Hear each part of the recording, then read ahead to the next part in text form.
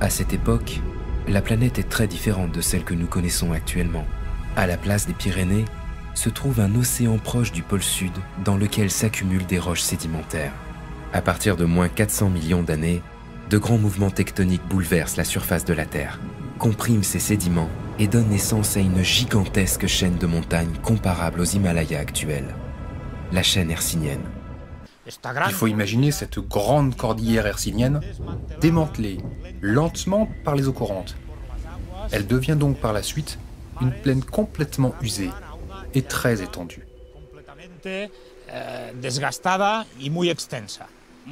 Approximativement entre 250 millions d'années et 100 millions d'années, cette plaine va être couverte par des mers très peu profondes, qui donneront naissance à une nouvelle couche de roches sédimentaires.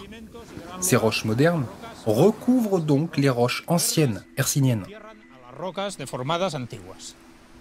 Toutefois, rien n'arrête le temps et les forces de la nature. Bientôt, la plaque africaine pousse la croûte ibérique en direction du nord. Celle-ci ne tarde pas à rentrer en contact avec l'immense croûte européenne qui arrête sa progression vers le nord. Nous y sommes. C'est la naissance des Pyrénées actuelles. Dans la zone d'affrontement, la croûte ibérique constituée de roches hercyniennes est alors comprimée et écaillée au contact de la croûte européenne. Sur le site de Pyrénées-Mont-Perdu, cet écrasement provoque un empilement des terrains anciens qui viennent alors soulever les sédiments récents, ceux-là même retrouvés en haut du Mont Perdu. La mer est quant à elle refoulée vers le sud, tandis que les montagnes croissent au nord. À partir de moins 45 millions d'années, tandis que la compression se poursuit, les terrains anciens continuent à prendre de la hauteur et certains arrivent à se superposer aux roches sédimentaires récentes. Une fine couche de sédiments récents se retrouve donc entre deux couches anciennes. À l'époque, ces mouvements de serrage se passent toujours au-dessous du niveau de la mer, mais de nos jours.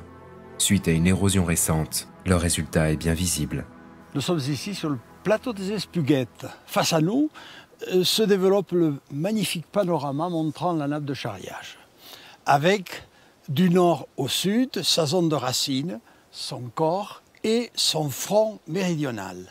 Et on remarque en particulier, face à nous, les terrains anciens, hercyniens, qui ont voyagé vers le sud sur plus de 9 km et qui reposent sur un mince liseré de couches récentes, elles-mêmes superposées aux migmatites. Entre moins 45 et moins 35 millions d'années, l'empilement des terrains charriés constitue peu à peu un relief du côté nord, mais les couches nouvellement soulevées commencent alors à glisser et à se plisser par gravité en direction du sud, puis à se stabiliser sur place, faute de pente. C'est la dernière zone de la nappe, l'amortissement, la fin du voyage des roches. Ce phénomène est particulièrement visible au niveau du refuge de Goris, au pied du Mont Perdu, où l'on distingue des roches plissées qui viennent mourir sous des couches horizontales.